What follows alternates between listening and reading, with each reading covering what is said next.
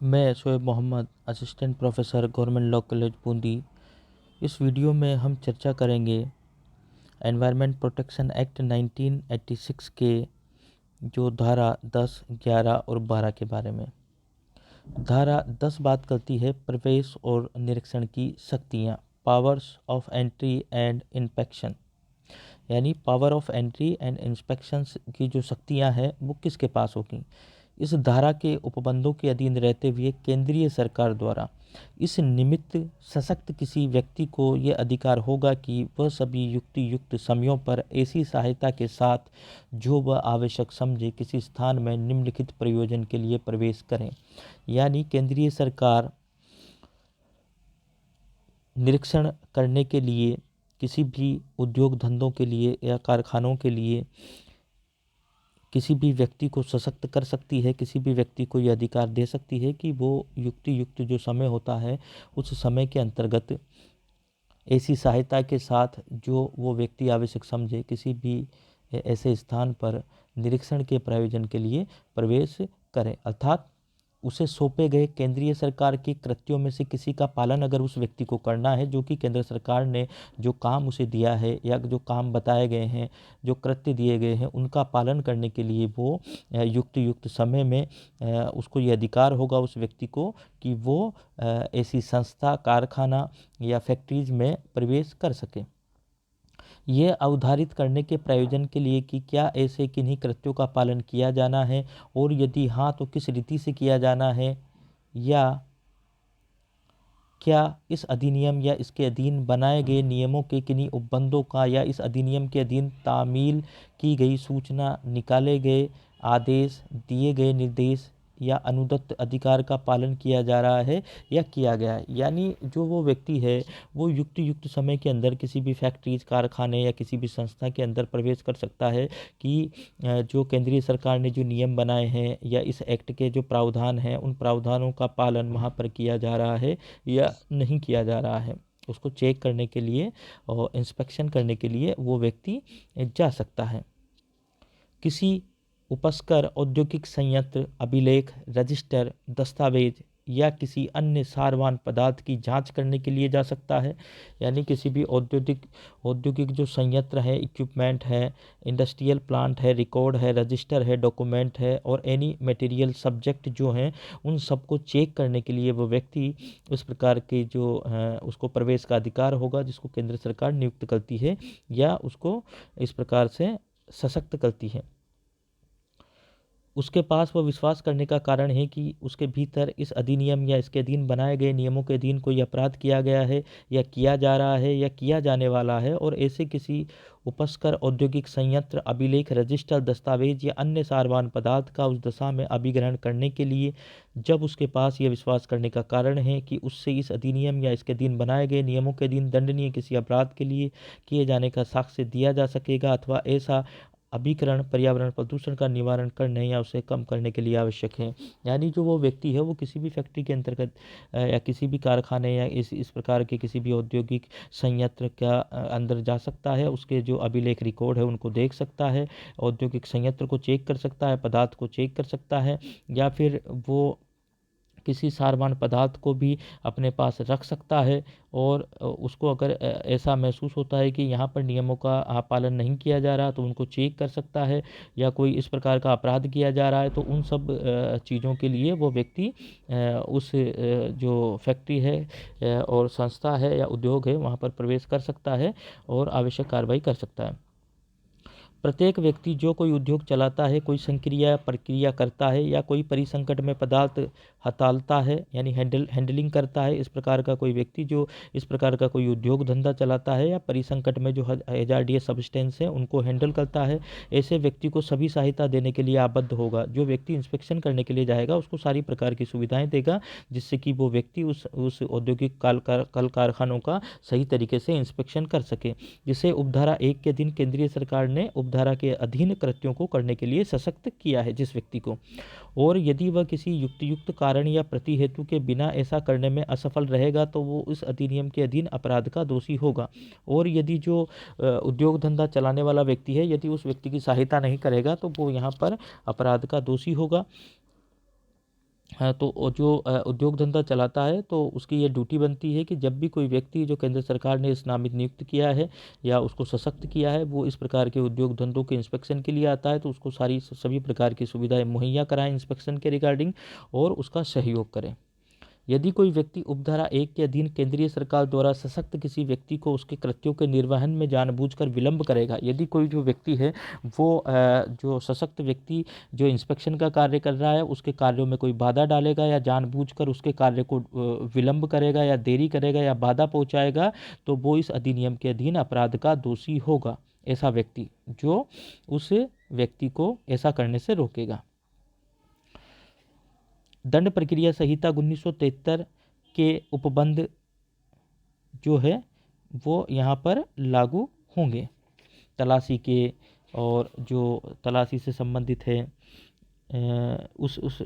प्रवत किसी वहाँ की जो विधि के उपबंध जहाँ तक हो सकें इस धारा के अधीन किसी तलाशी के या अभिग्रहण को वैसे ही लागू हैं जैसे वो यथास्थिति उक्त संहिता की धारा 94 के अधीन या उक्त विधि के जो तत्स्थानीय उपबंध के अधीन जारी किए गए वारंट के प्राधिकार के अधीन की गई तलाशी या अभिग्रहण को लागू होंगे। यानी यहाँ पर जो व्यक्ति होगा जब इंस्पेक्शन के लिए जाएगा तो वहाँ पर CRPC के जो प्रावधान हैं वो लागू होंगे। धारा 11 जो बात करती है वो बात करती है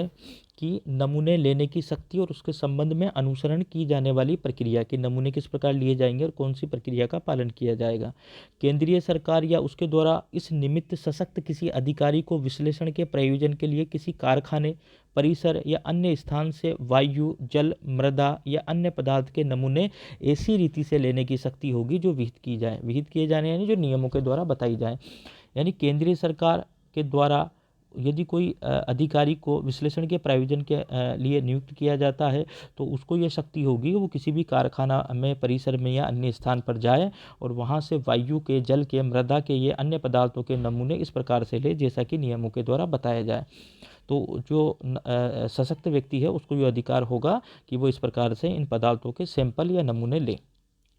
धारा 11 की उपधारा 2 जो बात करती है उपधारा 1 के अधीन लिए गए किसी नमूने के किसी विश्लेषण का परिणाम किसी विधिक कार्रवाई में साक्ष्य में जब तक ग्राह्य नहीं होगा जब तक उपधारा 3 और उपधारा 4 के उपबंधों का अनुपालन नहीं किया जाता। यानी जो धारा 2 है वहाँ पर इस प्रकार का जो सशक्त जो व्यक्ति है जो नमूना ले रहा है वो तभी साक्ष्य के रूप में ग्राह्य होंगे जब तक कि जो उपधारा 4 जो आगे आएगी और उपधारा जो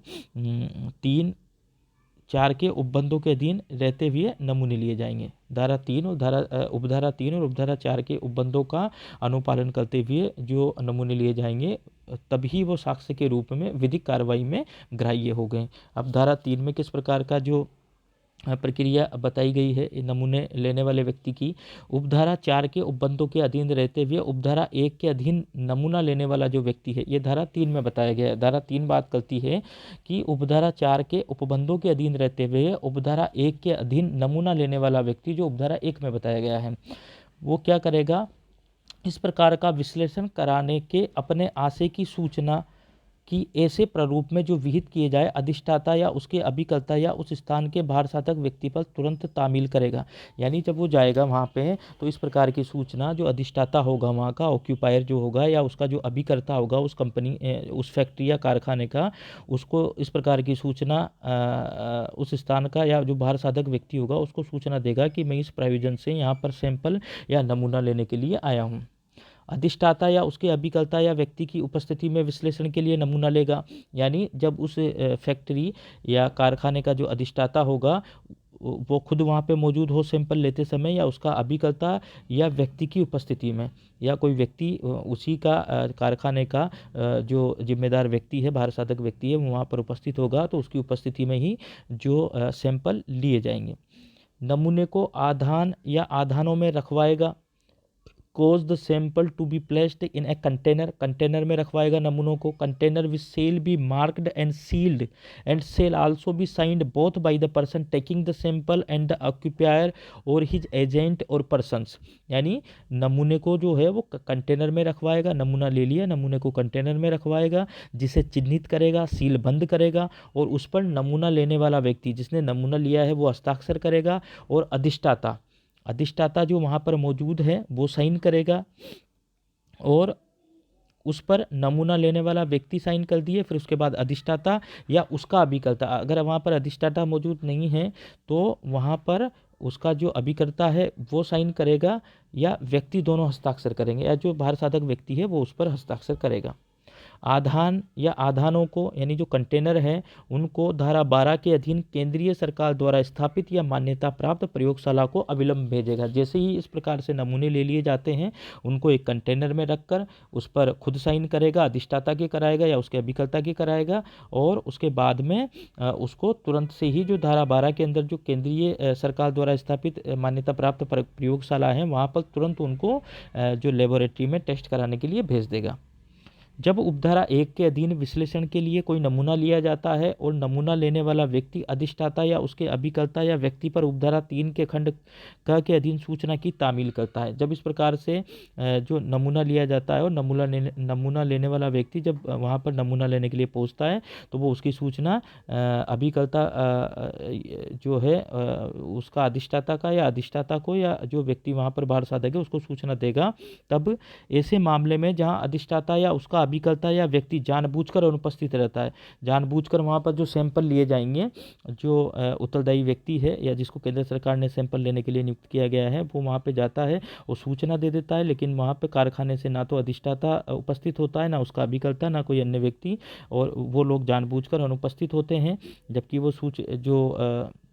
सैंपल लेने वाला व्यक्ति है वो सूचित कर देता है कि मैं सैंपल लेने के लिए आया हूँ। तब वहाँ नमूना लेने वाला व्यक्ति विश्लेषण के लिए नमूना आधान या आधानों में रखवाने के लिए लेगा, यानी वो नमूना लेगा और उसको आधानों जो कंटेनर है उसमें रखेगा, जिसे चिन्हित और सीलबंद किया जाएगा, और नमूना लेने वाला व्यक्ति भी उस पर हस्ताक्षर करेगा। जिस व्यक्ति ने नमूना लिया है वो उस पर हस्ताक्षर कर देगा।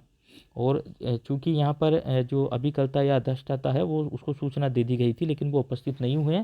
फिर भी जो नमूना लेने वाला व्यक्ति है वो खुद ही नमूना लेकर उसको कंटेनर में रखकर उस पर अपने स्वयं के हस्ताक्षर कर देगा।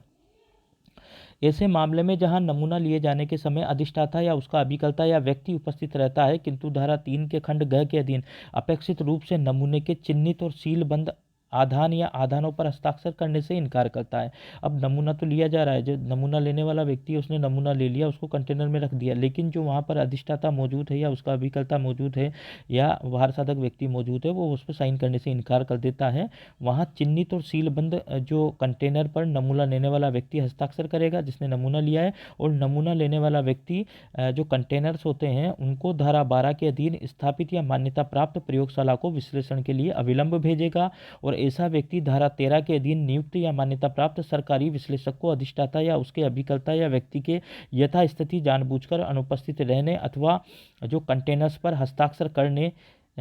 से इनकार करने के बारे में लिखित जानकारी देगा। तो इस प्रकार से वो प्रयोगशाला को विश्लेषण के लिए अविलंब भेजेगा, और ऐसा व्यक्ति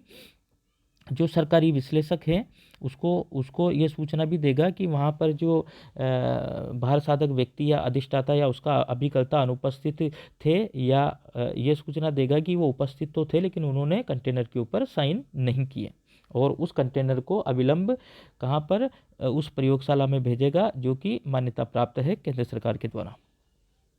अब आती है धारा 12। धारा 12 के अंदर बात की गई है पर्यावरण प्रयोगशालाएं की, एनवायरमेंटल लेबोरेटरीज के बारे में।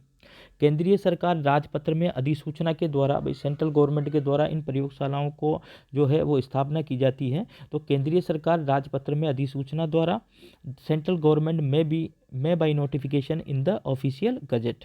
एक या अधिक पर्यावरण प्रयोगशालाएं स्थापित कर सकेगी। जो सेंट्रल गवर्नमेंट है वो या तो एक प्रयोगशाला बनाएगी, ऐसे जो सैंपल लिए जाते हैं उनको उनकी टेस्टिंग के लिए, या एक से अधिक प्रयोगशालाएं भी वो बना सकेगी सेंट्रल गवर्नमेंट। इस अधिनियम के अधीन किसी पर्यावरण प्रयोगशाला को सौंपे गए कृत्य करने के लिए एक या अधिक प्रयोगशालाओं या संस्थाओं को पर्यावरण प्रयोगशालाओं के रूप में मान्यता दे सकेगी। यानी इस अधिनियम के अधीन किसी पर्यावरण प्रयोगशाला को सौंपे गए कृत्य करने के लिए किसी एक प्रयोगशाला को या संस्थाओं को पर्यावरण प्रयोगशालाओं के रूप में भी केंद्र सरकार मान्यता दे सकती है, जो कि इस प्रकार के जो नमूने हैं उनकी जाँच करेगी। केंद्रीय सरकार राजपत्र में अधिसूचना द्वारा निम्नलिखित को विनिर्दिष्ट करने के लिए नियम बना सकेगी, यानी राजपत्र में अधिसूचना करेगी। The central government may by notification in the official gazette make rules specifying, यानी सेंट्रल गवर्नमेंट अपना जो राजपत्र होता है, ऑफिशियल गजट होता है, उसमें अधिसूचना द्वारा निम्नलिखित को विनिर्दिष्ट करते हुए निम्न प्रकार के नियम बना सकती है। किसके बारे में नियम बना सकती है केंद्र सरकार?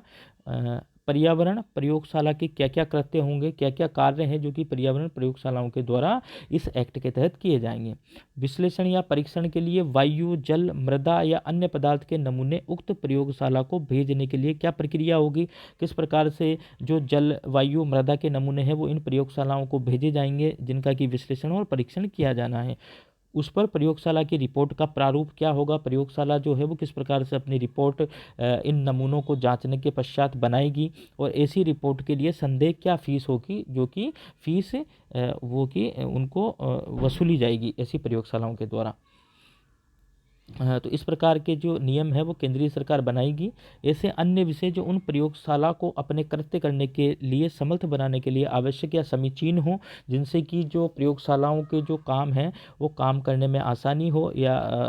जो प्रयोगशालाएं अपने काम करने में समर्थ बन सके, उसके लिए जो आवश्यक जो नियम होंगे और वो नियम भी केंद्र सरकार बनाएगी। तो इस प्रकार से हमने इस वीडियो में देखा धारा 10, धारा 11 और धारा 12 के बारे में चर्चा की। धारा 10 में बात की थी प्रवेश और निरीक्षण की शक्तियों के बारे में। धारा 11 में हमने बात की थी नमूने लेने की शक्ति और उसके संबंध में अनुसरण की जाने वाली प्रक्रिया की कौन सी प्रक्रिया का अनुसरण किया जाएगा और नमूने किस प्रकार लिए जाएंगे। और धारा 12 में हमने बात की थी पर्यावरण प्रयोगशालाओं के बारे में। धन्यवाद।